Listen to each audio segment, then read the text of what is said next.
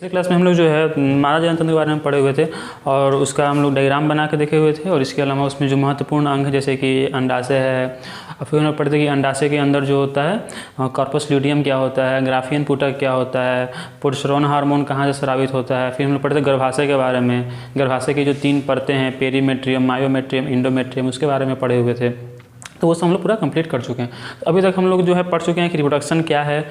उसके बाद हम लोग पढ़े थे कि जो मेल रिप्रोडक्टिव सिस्टम होता है, नर जनतंत्र होता है, उसके बारे में पढ़े हुए थे।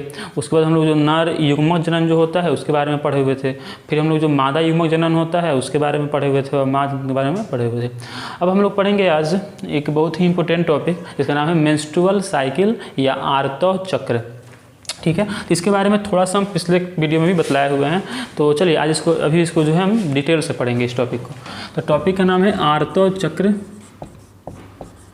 आर्तव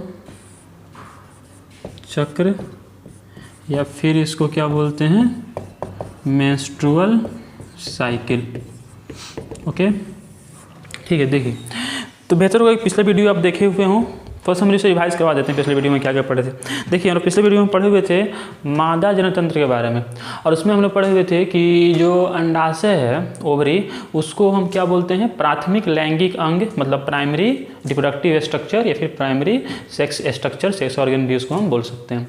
तो अंडाशय जो होता है उसमें हम लोग पढ़े हुए थे कि जन्म से पहले ही, मतलब जब किसी मादा का या फिर जन्म नहीं हुआ होता है उसके पहले ही क्या होता है कि अंडाशय में लगभग 2 से 3 लाख कुछ कोशिकाएं होती हैं जिन्हें हम कहते हैं, क्या कहते हैं, अंड जननी कोशिका या फिर अंग्रेजी में कहते हैं oogonia। तो जो अंड जननी कोशिका है वो डिवाइड करता है, बनाता है प्राथमिक अंड कोशिका, ठीक है, प्राथमिक प्राइमरी oocyte, ठीक है। उसके बाद बनाता है द्वितीयक अंड कोशिका या फिर उसको हम बोलते हैं सेकेंडरी oocyte। और फिर जब स्पर्म आता है फिर वो डिवाइड करता है, और डिवाइड करने के बाद अंड मतलब एग बनता है, एग जाकर स्पर्म से फर्टिलाइज करता है, मतलब उसका होता है निषेचन, जिसके परिणाम स्वरूप जाइगोट बनता है, युग्मनज बनता है, और फिर युग्मनज से विभाजन के फलस्वरूप जो है बच्चा बनता है। ठीक है, तो अभी हम लोग अभी ये देखेंगे कि मान लीजिए कि अंडोत्सर्जन हो गया। अंडोत्सर्जन का मतलब हुआ कि अंडाशय से अंड का निकलकर फैलोपियन नलिका में आना। तो मान लीजिए अगर अंडोत्सर्जन हो गया तो यहाँ पर 2 चांस रहेगा, 2 कंडीशन रहेगा। पहला कंडीशन ये रहेगा कि अगर मान लीजिए स्पर्म आया तब क्या होगा, और अगर स्पर्म नहीं आया तब क्या होगा। मतलब 2 कंडीशन है, एक तो कि स्पर्म आएगा, दूसरा कि स्पर्म नहीं आएगा। अगर स्पर्म आएगा तो क्या होगा और नहीं आएगा तो क्या होगा। चलिए तो पहले पढ़ते हैं आर्तव चक्र के बारे में। ये तब होता है जब स्पर्म नहीं आता है, मतलब कि जब अंड तो निकल कर चला गया लेकिन शुक्राणु नहीं आया। शुक्राणु नहीं आएगा तो क्या होगा वो हम लोग पढ़ते हैं। तो देखिए क्या होगा, जिसमें बताए हुए थे कि जो ग्राफियन पुटक, सबसे जो विकसित पुटक होता है अंडाशय में उसका क्या नाम होता है, ग्राफियन पुटक या ग्राफियन फॉलिकल। और उसी ग्राफियन फॉलिकल में से जब द्वितीयक अंडक बाहर निकल जाता है, सब बातें पता होनी चाहिए, पिछली वीडियो में सब बतलाए हुए थे। जब ग्राफियन पुटक में से द्वितीयक अंडक बाहर निकल जाता है तो जो बचता है उसी को क्या कहते हैं, कॉर्पस ल्यूटियम। और जो कॉर्पस ल्यूटियम है उससे जो हार्मोन निकलता है वो कौन सा हार्मोन होता है, प्रोजेस्टेरोन हार्मोन होता है। तो एक बार देखो यहाँ पे, सबसे पहले हम पढ़े थे ग्राफियन पुटक। क्या पढ़े थे बोलो, ग्राफियन पुटक। ग्राफियन पुटक में से क्या निकल जाता है, द्वितीयक अंडक। यहाँ से क्या निकल जाता है, यहाँ से निकल जाता है द्वितीयक अंडक। और फिर जो बचता है उसे क्या कहते हैं, उसे कहते हैं कॉर्पस ल्यूटियम, उसे कहते हैं कॉर्पस ल्यूटियम। और कॉर्पस ल्यूटियम से फिर कौन सा हार्मोन स्रावित होता है, कॉर्पस ल्यूटियम से स्रावित होता है प्रोजेस्टेरोन। कौन होता है बोलो, प्रोजेस्टेरोन हार्मोन। और फिर प्रोजेस्टेरोन क्या करता है, जो प्रोजेस्टेरोन हार्मोन है यह जो इंडोमेट्रियम है, मतलब 3 है ना, पेरीमेट्रियम, मायोमेट्रियम, इंडोमेट्रियम, गर्भाशय की जो 3 दीवार है उसमें से जो इंडोमेट्रियम है उसके मोटाई को जो है प्रोजेस्टेरोन बढ़ाने का काम करता है। और ये होता कहाँ है, ये रहता है कहाँ पर रहता है, अंडाशय में रहता है। कहाँ रहता है ये, अंडाशय में। और ये कहाँ चल जाता है, ये चल जाता है फैलोपियन नलिका में। तो ये सब बात हम लोग पढ़ चुके थे, विस्तार से पढ़े थे पिछले वीडियो में। तो ग्राफियन पुटक होता है, ग्राफियन पुटक में से द्वितीयक अंडक निकल जाता है तो जो बचता है उसको कॉर्पस ल्यूटियम कहते हैं। कॉर्पस ल्यूटियम से हार्मोन स्रावित होता है प्रोजेस्टेरोन, और प्रोजेस्टेरोन क्या करता है बोलो, इंडोमेट्रियम की मोटाई को बढ़ाने का काम करता है। ठीक है, चलिए पढ़ते हैं आर्तो चक्र मेंस्ट्रुअल साइकिल। तो सबसे पहली बात है मेंस्ट्रुअल साइकिल है क्या और ये किस में पाया जाता है। तो देखो जो भी स्तनधारी जीव हैं, देखो जो भी जीव हैं जो उच्च कोटि के जीव हैं वो बेसिकली 4 प्रकार के होते हैं। मतलब कि जीवों को 2 भाग में हम कह सकते हैं कि बांटा गया है। एक हो गया निम्न कोटि के जीव, एक हो गया उच्च कोटि के जीव। तो उच्च कोटि के जीव कितने प्रकार के हैं? 4 प्रकार के। कौन कौन है? स्तनधारी जीव, पक्षी, सरीसृप और उभयचर। कौन कौन है? स्तनधारी जीव, पक्षी, सरीसृप और उभयचर। उसमें से जो स्तनधारी जीव हैं वो, अच्छा चारों का पहचान क्या क्या होता है? स्तनधारी जीव वो होते हैं जिनके कि शरीर पर बाल होता है, उसके अलावा इनके पिन्ना होता है, ये अग्र जो कर्ण है ये होता है, इसके अलावा स्तन ग्रंथि होता है, वो स्तनधारी जीव हैं। पक्षी कौन होता है? जो उड़ सकता है, जो अंडा देता है वो पक्षी होता है। सरीसृप कौन होता है? तो जो रेंगता है, जैसे कि सांप हो गया, छिपकली हो गई, ये सब क्या हो गए? सरीसृप हो गए। उभयचर कौन होता है? जो पानी पर भी रहे और कहाँ रहे बोलो? जमीन पर भी रहे, उन्हें क्या कहते हैं? उभयचर कहते हैं। एग्जाम्पल में क्या हो जाएगा? मेढक हो गया, और कुछ सांप भी होते हैं जो उभयचर होते हैं, मतलब दोनों जगह पानी में भी रहते हैं जमीन पर भी रहते हैं। ठीक है, तो ये मतलब 4 उच्च कोटि के जीव हैं। उसमें से जो स्तनधारी जीव हैं, जिसमें कि हम लोग आते हैं, मनुष्य आते हैं, स्तनधारी जीव 2 प्रकार के होते हैं। याद रखना चाहिए आपको, इस बात से पिछले वीडियो में बताए हुए हैं, एक फिर से देख लो, इंपॉर्टेंट बात है। स्तनधारी जीव जो है कितने प्रकार के होते हैं? 2 प्रकार के। एक होते हैं प्राइमेट जंतु, और एक होता है नॉन प्राइमेट जंतु। एक होता है प्राइमेट जंतु और एक कौन होता है? नॉन प्राइमेट जंतु। प्राइमेट जंतु, नॉन प्राइमेट जंतु का उदाहरण देखा जाए अगर, तो प्राइमेट जंतु में कौन कौन आता है? प्राइमेट जंतु में आता है मनुष्य आ जाएगा, और कौन आ जाएगा? बंदर आ जाएगा, और कौन आ जाएगा? कपी आ जाएगा। और जो नॉन प्राइमेट जंतु है, इसमें इन तीनों को छोड़कर जितने भी स्तनधारी जीव हैं वो नॉन प्राइमेट जंतु होंगे। इन तीनों को छोड़कर जितने भी स्तनधारी जीव हैं वो क्या होंगे? नॉन प्राइमेट जंतु होंगे, नॉन प्राइमेट जंतु। ठीक है, तो जो आर्तो चक्र है ये किस में पाया जाता है? केवल और केवल प्राइमेट जंतुओं में। प्राइमेट जंतु में भी किस में? नर में नहीं, किस में पाया जाता है? मादा में पाया जाता है।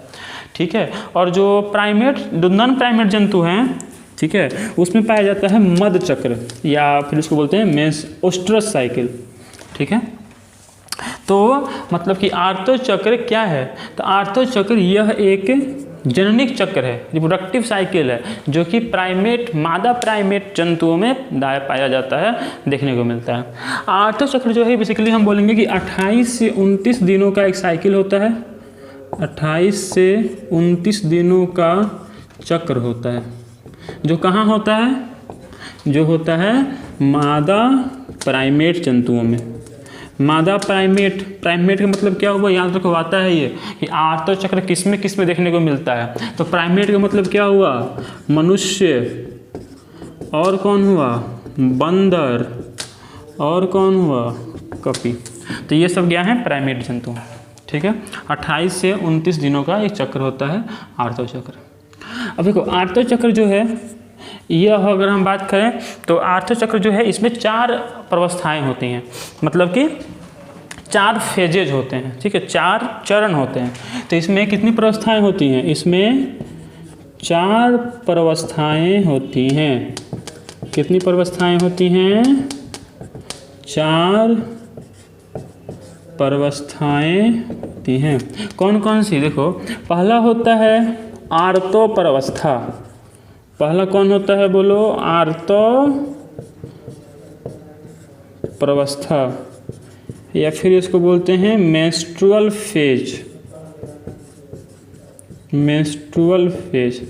आर्तो प्रवस्था जो है ये 1 से 5 दिनों का होता है। ठीक है, 1 से 5 दिनों का आर्तो चक्र शुरू हुआ किससे? आर्तो प्रवस्था से। कितने दिनों का हुआ? 1 से 5 दिनों का हुआ। आर्तो चक्र है क्या? 28 से 29 दिनों का एक चक्र है, जो किसमें पाया जाता है? मादा प्राइमेट जंतुओं में पाया जाता है। इसमें कितनी प्रवस्थाएं होती हैं? 4 प्रवस्थाएं होती हैं। पहला कौन है बोलो? पहला है आर्तो प्रवस्था। कितने दिनों का होता है? 1 से 5 दिनों का होता है आर्तो प्रवस्था।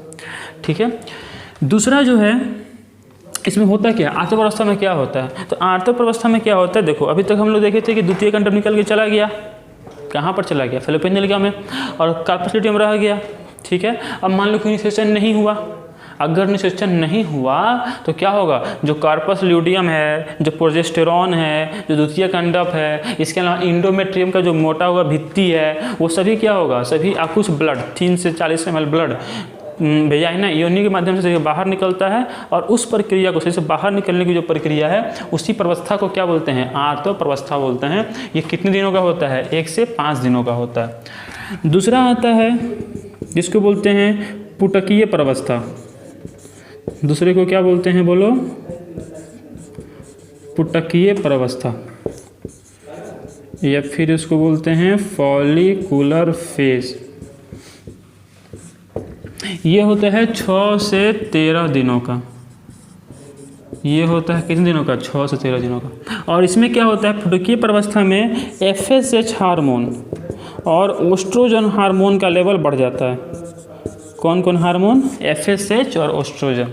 फिर देखो आर्तव चक्र क्या है, तो यह मादा प्राइमेट जंतुओं में पाया जाने वाला एक जननिक चक्र है, ठीक है। जो कितने दिनों का चक्र है, ये 28 से 29 दिनों का चक्र है। इसमें कितनी प्रवस्थाएं होती हैं, 4 प्रवस्थाएं होती हैं। कौन कौन, पहला कौन हुआ, आर्तव प्रवस्था। आर्तव प्रवस्था में क्या होता है, ठीक है, 1 से 5 दिनों का एक प्रवस्था है, जिसमें कि अंड, अभी तो अंड बना नहीं है, ठीक है, स्पर्म आदम ना अंड बनता, तो कौन है, द्वितीयक अंडक है, जिसमें कि द्वितीयक अंडक और प्रोजेस्टेरॉन, कार्पस ल्यूटियम, इंडोमेट्रियम और कुछ रक्त शरीर से बाहर निकलता है। उस प्रक्रिया को क्या कहते हैं, आर्तव प्रवस्था। ये होता है 1 से 5 दिनों का। सेकेंड कौन है बोलो, सेकेंड है पुटकीय प्रवस्था। पुटकीय प्रवस्था कितने दिनों का होता है, 6 से 13 दिनों का होता है, ठीक है। मतलब देखो 28 दिन है ना, 1 से 5 ये हुआ, 6 से 13। और आता है पुटकीय प्रवस्था में कौन हार्मोन का लेवल बढ़ जाता है, तो FSH और ओस्ट्रोजन। FSH की फुल बताया थे, फॉलिकल स्टिमुलेटिंग हार्मोन, और ओस्ट्रोजन लेवल बढ़ जाता है। इसमें होता है क्या है पुटकीय प्रवस्था में, तो वहीं होता है कि जो प्राथमिक पुटक है, सॉरी जो प्राथमिक, हाँ कह सकते, जो प्राथमिक पुटक है कहाँ पर, अंडाशय में, वो विकसित होता है ग्राफियन पुटक में। जो प्राथमिक पुटक है वह विकसित होता है किसमें, विकसित होता है ग्राफियन पुटक में। जो प्राथमिक पुटक है वो विकसित होता है ग्राफियन पुटक में, ठीक है। कैसे होता है, तो पिछले वीडियो सब देखे थे, ग्राफियन पुटक होता है, उससे फिर द्वितीयक अंडक बनता है, द्वितीयक पुटक बनता है, फिर तृतीयक पुटक बनता है, फिर ग्राफियन पुटक बनता है। तो ये सब किस हार्मोन के कारण होता है, ये सब होता है FSH और ओस्ट्रोजन हार्मोन के कारण, ठीक है। तीसरा होता है अंडोत्सर्ग। तीसरा कौन होता है, अंडोत्सर्ग, या फिर इसको बोलते हैं ओव्यूलेशन। क्या बोलते हैं इसको, ओव्यूलेशन या अंडोत्सर्ग। ये होता है 14वें दिन, 14th डे, 14वें दिन। और इस दौरान कौन हार्मोन लेवल बढ़ जाता है, LH हार्मोन का। जो LH हार्मोन है फुल फॉर्म क्या होता है, ल्यूटेनाइजिंग हार्मोन। तो LH का लेवल बढ़ जाता है किस दौरान, अंडोत्सर्ग के दौरान। और इस दौरान क्या होता है, अंडोत्सर्ग किसे कहते हैं, तो द्वितीयक अंडक का अंडाशय से निकलकर फैलोपियन नलिका में जाना। द्वितीयक अंडक का अंडाशय से निकलकर फैलोपियन नलिका में जाना क्या कहलाता है, अंडोत्सर्ग कहलाता है, जो कि 14वें दिन होता है। और किस हार्मोन के प्रभाव से होता है, याद रखना, LH हार्मोन के प्रभाव से होता है। जो फोर्थ होता है वो होता है पित्त प्रवस्था। इसको बोलते हैं ल्यूटियल फेज। क्या होते हैं बोलो इसको, ल्यूटियल फेज। इस दौरान लेवल बढ़ जाता है प्रोजेस्टेरॉन का। पूछो कैसे, देखो अंडोत्सर्ग जब हुआ तो अंड निकल के चला गया, तो क्या बच गया, क्या बच गया बोलो, बच गया कॉर्पस ल्यूटियम। अब कॉर्पस ल्यूटियम कौन सा हार्मोन निकलता है, प्रोजेस्टेरॉन, प्रोजेस्टेरॉन। और जो प्रोजेस्टेरॉन हार्मोन होता है ये क्या करेगा, इंडोमेट्रियम की दीवार को फिर से मोटा करेगा। और ये तो मान लो कि 14वें से 15वें दिन तक होता है, क्योंकि 28 से 28 घंटा तक वायबिलिटी रहता है, मतलब जीवित रहता है अंड। तो 16वें से लेकर 28वें दिन तक फिर से पित्त प्रवस्था होता है, जिसमें कि वो इंडोमेट्रियम मोटा होता है। इस वक्त फिर अगर निषेचन तो हुआ नहीं है तो फिर क्या होगा, फिर यहाँ से आ जाएगा आर्तप्रवस्था और फिर से ये सब चक्र शुरू हो जाएगा। समझ गए बात? तो आर्तप्रवस्था और कौन हुआ? पुटकीय प्रवस्था और कौन हुआ? अंडोत्सर्ग और कौन हुआ? पीत प्रवस्था। मतलब कि menstrual phase, follicular phase, ovulation और ल्यूटियल फेज। आर्तप्रवस्था कितने दिनों का? 1 से 5 दिनों का। पुटकीय प्रवस्था कितने दिनों का? बोलो 6 से 13 दिनों का। किस हार्मोन के माध्यम से होता है? FSH और एस्ट्रोजन। अंडोत्सर्ग जो होता है ये कब होता है? 14वें से 15वें दिन होता है। अंडोत्सर्ग किस हार्मोन के प्रभाव में होता है? LH हार्मोन के प्रभाव में होता है। LH का फुल फॉर्म क्या होता है? Luteinising hormone. ठीक है। पित्त प्रवस्था किसके द्वारा होता है? Progesterone hormone. इसमें क्या होता है? एंडोमेट्रियम की दीवार फिर से मोटा होता है। तो ये तो तब कंडीशन हुआ अगर निषेचन नहीं हुआ तो क्या होगा? आर्तो चक्र होगा, जो हमेशा चलते रहता है। एक बात और जान जाओ इसमें, जो पहला आर्तो चक्र है ये होता है 11 से 12 वर्ष की उम्र में, और इसको बोलते हैं रजोदर्शन, या फिर अंग्रेजी में बोलते हैं मेनार्क। क्या बोलते हैं इसको? मेनार्क। और जो अंतिम आर्तो चक्र है वो है 45 से 50 साल में, और इसको मतलब 45 से 50 साल की उम्र में होता है, और उसको बोलते हैं रजोनिवृत्त, या फिर इसको बोलते हैं मीनोपॉज। ठीक है। तो रजोनिवृत्त क्या बोलते हैं? मेनार्क, और इसको क्या बोलते हैं? मीनोपॉज। तो आ सकते एग्जाम में कि प्रथम आर्तो चक्र क्या कहलाता है? तो रजोदर्शन या मेनार्क। और जो अंतिम आर्तो चक्र है वो क्या कहलाता है? तो रजोनिवृत्त या मीनोपॉज।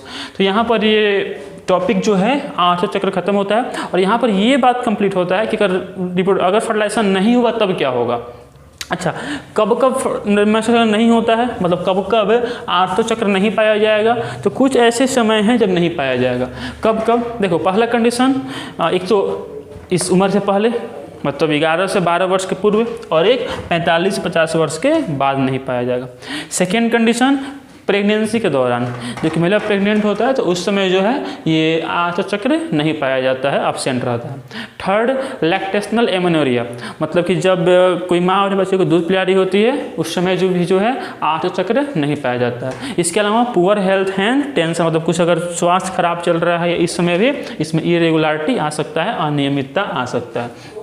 इसके अलावा और भी बहुत सारे कंडीशन होता है, डिसमेनोरिया, एमेनोरिया, जिसमें कि ठीक है मेडिकल कंडीशन है ये सब, इसमें कि दर्द होता है प्रेगनेंसी ऐसी मेंस्ट्रुएशन के दौरान, ये सब चीज़ें। तो खैर वो आप लोगों को नहीं पढ़नी है। आप लोगों को क्या क्या पढ़ना था फिर से सुन लो। 5 नंबर में क्वेश्चन आता है। तो बेसिकली आर्तो चक्र या मेंस्ट्रुअल साइकिल किसमें पाया जाता है? बोलो, प्राइमेट जंतुओं में, मादा प्राइमेट जंतुओं में। आर्तो चक्र कितने दिनों का चक्र है? 28 से 29 दिनों का। आर्तो चक्र जो है, जो प्रथम आर्तो चक्र क्या कहलाता है? मेनार्क, और जो अंतिम आर्तो चक्र है वो क्या कहलाता है? मीनोपॉज।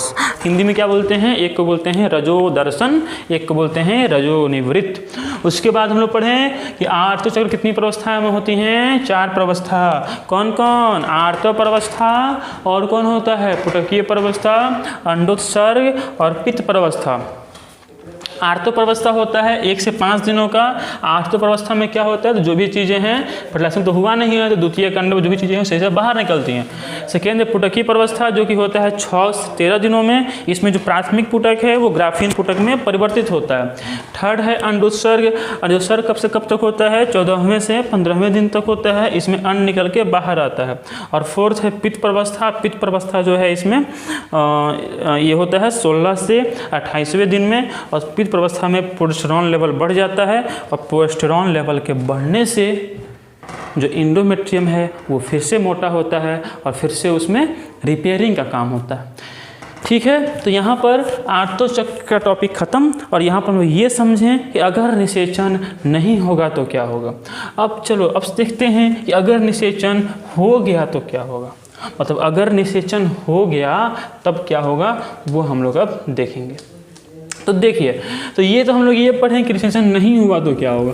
अगर मान लो निषेचन हो गया तब क्या होगा, मतलब कि मान लो कि द्वितीय कंडक भी निकल कर गया और वहाँ से स्पर्म भी आ गया, शुक्राणु, तब क्या होगा? निषेचन हो जाएगा।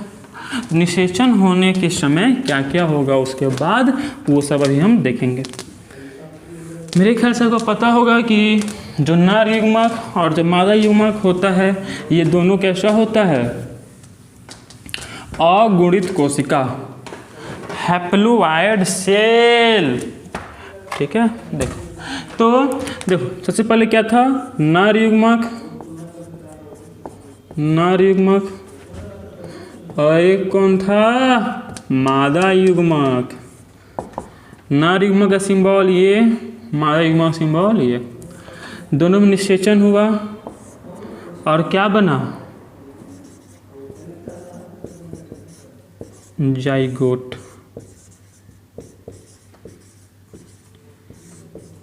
या फिर युग्मनज। युग्मनज में क्या होगा, विभाजन होगा। कौन विभाजन, समसूत्री विभाजन। और फिर यहाँ पर ये एक कोशिका है, 1 से 2 से 4 कोशिका बनेगा, 2 से 4 कोशिकाएं। और जब तक 2 से 4 कोशिकाएं हैं तब तक इन्हें कहा जाता है ब्लास्टोमियर्स। क्या बोलते हैं इनको, ब्लास्टोमियर्स। ठीक है, सुनो बात ध्यान से। नर युग्मक कौन है, शुक्राणु। मादा युग्मक अंडाणु। निषेचन हुआ, क्या बना, जाइगोट। जाइगोट में देखो, जाइगोट के बाद जितना डिवीजन होता है वो सब डिवीजन जो है वो समसूत्री माइटोसिस डिवीजन होता है। माइटोसिस डिवीजन होने के बाद क्या बना, 2 से 4 कोशिकाओं का समूह बना, उसे क्या कहते हैं, ब्लास्टोमियर। अब देखो 2 से 4 बना, 4 से कितना होगा, 8, 8 से कितना होगा, 16। तो 8 से 16 कोशिकाएं जब बनेंगी तब उनको बोलते हैं मोरूला। क्या बोलते हैं उसको, मोरूला। फिर 16 से अधिक कोशिकाएं बनेंगी, 16 से ज़्यादा, तब इनको कहते हैं ब्लास्टोसिस्ट। क्या बोलते हैं इसको, ब्लास्टोसिस्ट बोलते हैं। उसके बाद शायद ये पिछले वीडियो में भी हो चुका है। ठीक है, फिर एक बार देख लो फिर से। तो 8 से 16 है तो मोरूला, 16 से ज़्यादा होगा तो क्या बनेगा, ब्लास्टोसिस्ट। ब्लास्टोसिस्ट बनने के बाद फिर इसमें डिवीजन होगा, मतलब डिफ्रेंसिएशन होगा, विभेदन होगा। और होने के बाद क्या होगा, देखो ये सब चीज़ कहाँ हो रहा है, ये हुआ था फैलोपियन नलिका में, वहाँ से आगे बढ़ रहा है गर्भाशय की तरफ, और बढ़ते समय ब्लास्टोमियर बन रहा है, मोरूला बन रहा है, फिर ब्लास्टोसिस्ट बन रहा है। ब्लास्टोसिस्ट फिर रूपांतरित होकर क्या बनाएगा, कुछ इस तरह का स्ट्रक्चर बनाएगा जिसमें ऊपर में होंगे ट्रोफोब्लास्ट, ट्रोफोब्लास्ट, और अंदर में होगा आंतरिक कोशिका समूह, और इसको क्या बोलते हैं, ब्लास्टोसिस्ट।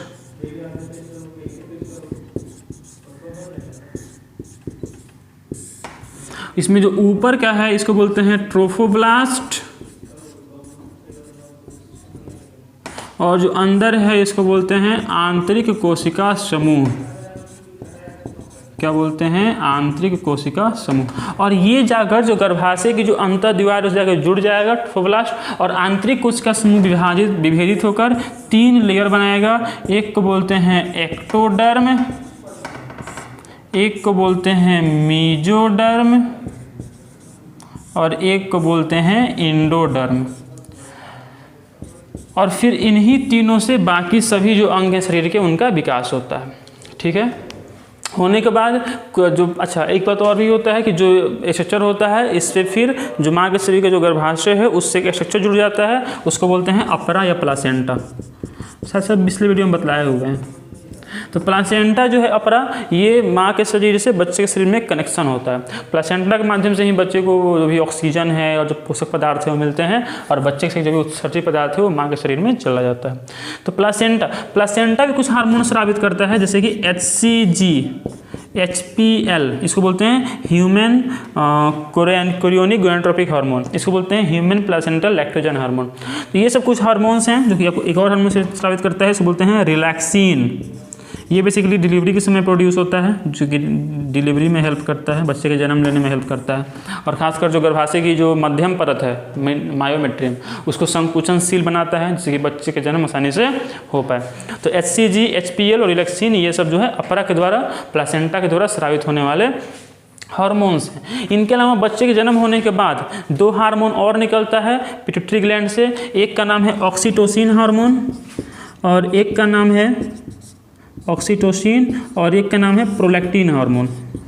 ऑक्सीटोसिन और एक कौन है, प्रोलैक्टिन। यहाँ पर जो ऑक्सीटोसिन हार्मोन है यह मिल्क का इजेक्शन करवाता है, मतलब दूध का स्रवण करवाता है मेमरी ग्लैंड से, स्तन ग्रंथि से। और जो प्रोलैक्टिन है ये क्या करता है, ये जो है मिल्क का प्रोडक्शन करवाता है, ठीक है। मतलब मिल्क का स्तन ग्रंथि में मिल्क का फॉर्मेशन कौन करता है, मतलब प्रोडक्शन किससे शुरू होता है, प्रोलैक्टिन से, और मिल्क का स्रवण किससे होता है, ऑक्सीटोसिन से होता है, ठीक है। तो इसमें एक लास्ट, इस चैप्टर का अब लास्ट एक बच रहा है टॉपिक, जो कि है मेमरी ग्लैंड के बारे में, स्तन ग्रंथि के बारे में, और इसके अलावा इसमें बाकी सब कुछ हम लोग कवर कर लिए। कुछ इस हार्मोन का ही फंक्शन हम लोग नेक्स्ट वीडियो में देखेंगे, ठीक है। तो यहाँ पर ये वीडियो ख़त्म होता है।